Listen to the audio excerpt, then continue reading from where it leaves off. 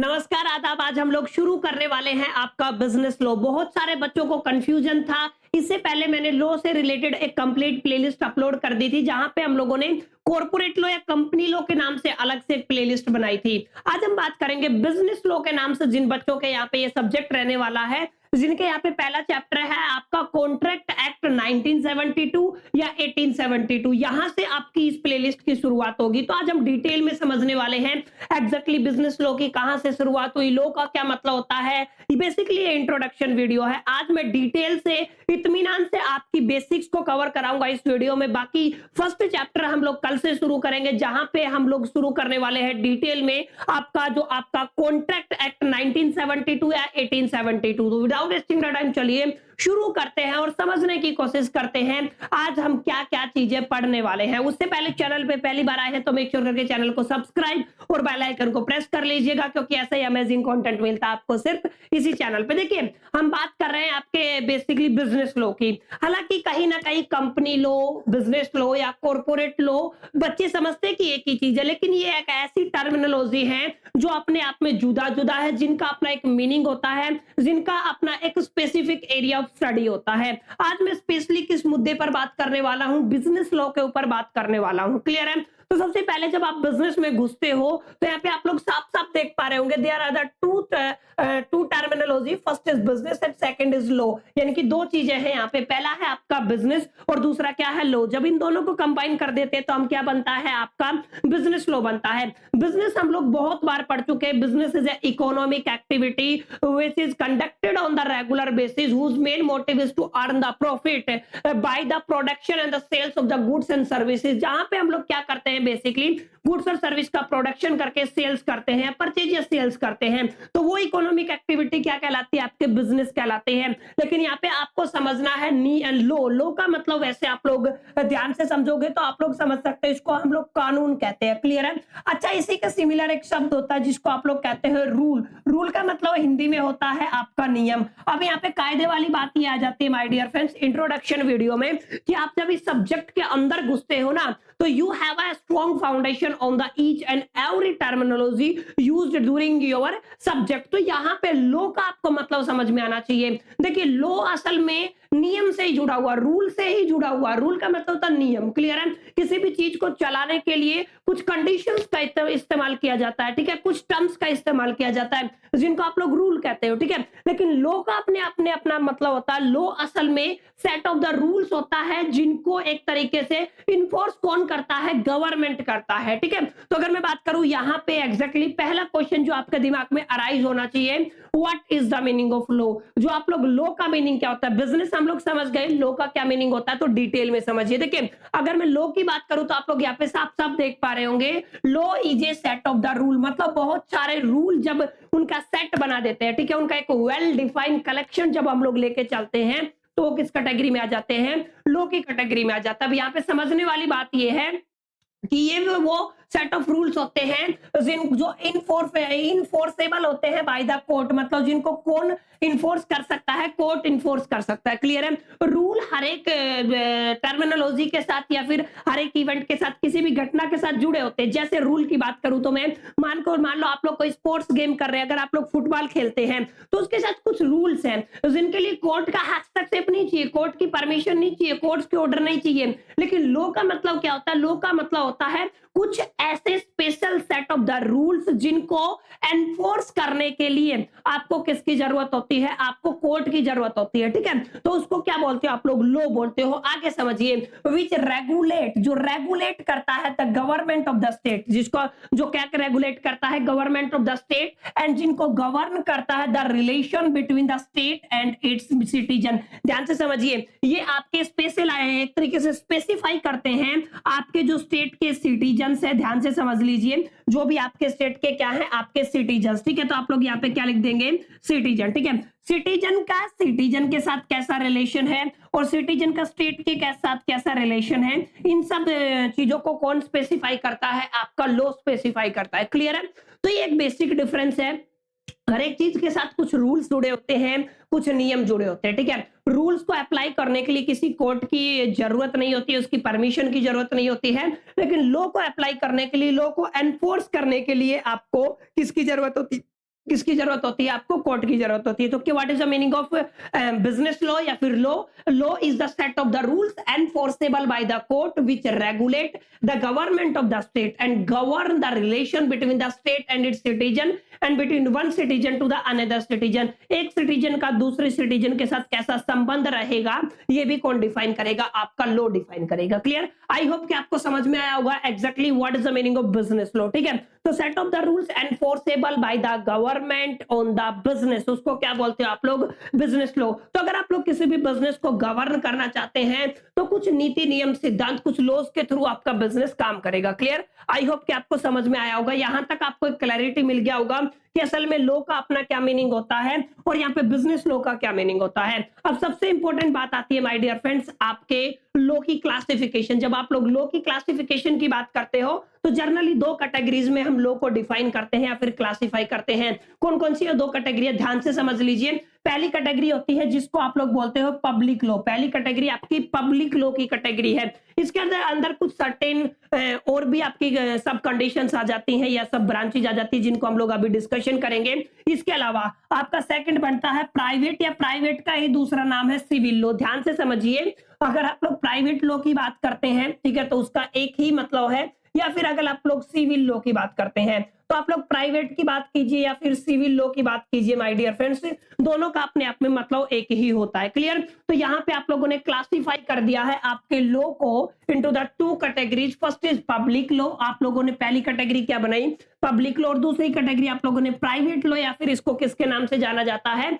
Civil law के नाम से जाना जाता है। आई होप कि यहां तक आपको एक अच्छी क्लैरिटी मिली होगी, आप लोग समझ पाए होंगे कि एग्जैक्टली लॉ की क्या कहानी होती है। अब डिटेल में समझते चलिए आगे। आगे क्या समझना है? पब्लिक लॉ किसे बोलेंगे? देखिए, द रिलेशन, एक ऐसा लॉ जो किसको सेटिस्फाई करता है? Relationship between the state and its citizen. एक स्टेट के सिटीजन के साथ कैसे रिलेशनशिप रहेंगे, इस चीज को कौन डिफाइन कर रहा है माय डियर फ्रेंड्स? इस चीज को डिफाइन कर रहा है आपका पब्लिक लॉ। क्लियर है? स्टेट और सिटीजन के बीच में जो रिलेशनशिप रहता है वो कहां पे डिफाइन किया जाता है?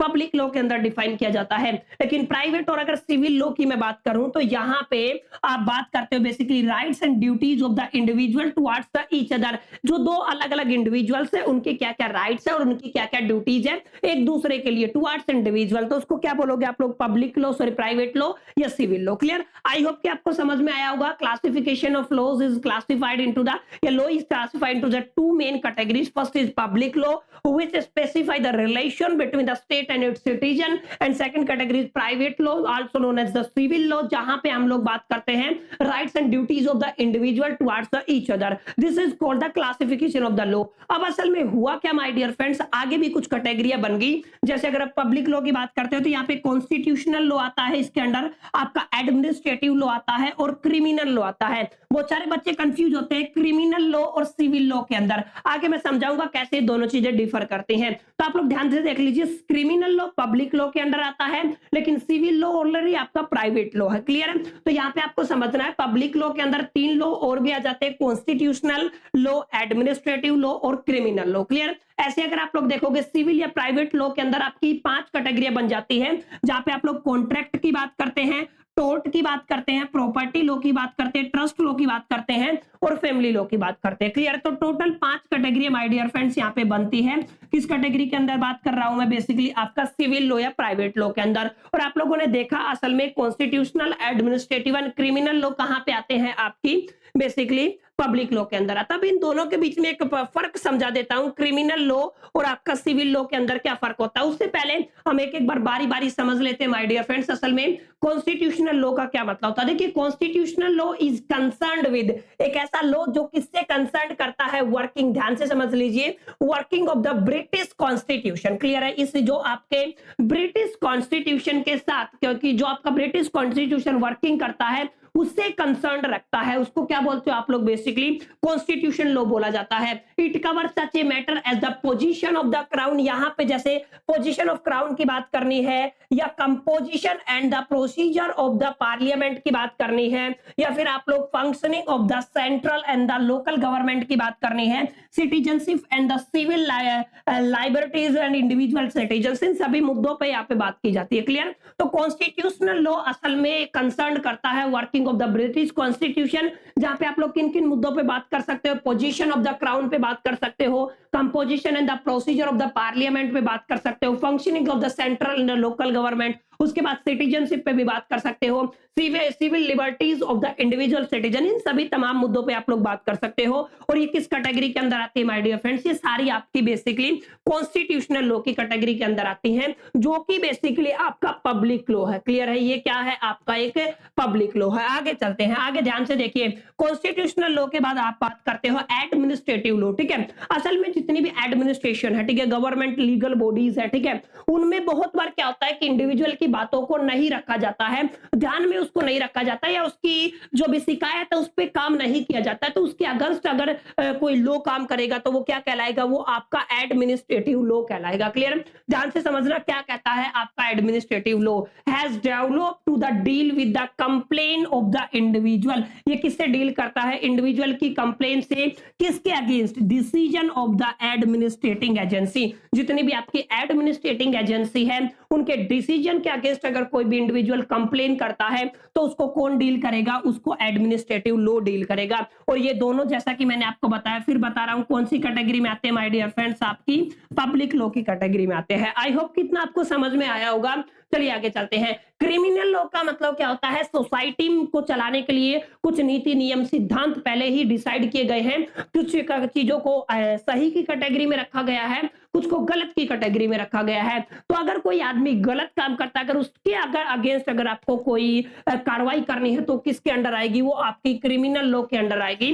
तो आप लोग यहाँ पे देख सकते हो, जो भी एंटी सोशल बिहेवियर होता है या जो भी offence against the state and offered and liable punishment, ठीक है, जिस कैटेगरी में अगर आपका कोई भी इस तरीके का वर्क आता है तो उसको कौन डील करता है, आपका क्रिमिनल लॉ डील करता है। तो यहाँ पे हम लोगों ने माय डियर फ्रेंड्स डिटेल में समझा what is the meaning of public law, और हमने समझा सिविल और प्राइवेट लॉ के बारे में, ठीक है, जो आपके सिलेबस में है, जिन टर्मिनोलॉजी को हम लोग आगे पढ़ने वाले हैं। Constitutional, administrative and criminal law को हम लोग पढ़ चुके हैं, ठीक है। अब उसके बाद है कॉन्ट्रैक्ट। कॉन्ट्रैक्ट लॉ देखिए, ये दोनों आपकी बेसिकली किन कैटेगरी में आते हैं, ये सारे आपकी हर कैटेगरी, जैसे 1, 2, 3, 4 एंड 5, ये पांचों कैटेगरी आपकी सिविल लॉ की कैटेगरी में आती है, प्राइवेट लॉ की कैटेगरी में आती है। देखिए, contract law govern the agreement between the individual and the organisation, defining the condition under which the contract is valid and the consequences of the breaches. मतलब सिंपल सी बात है, किसी इंडिविजुअल और ऑर्गेनाइजेशन के बीच में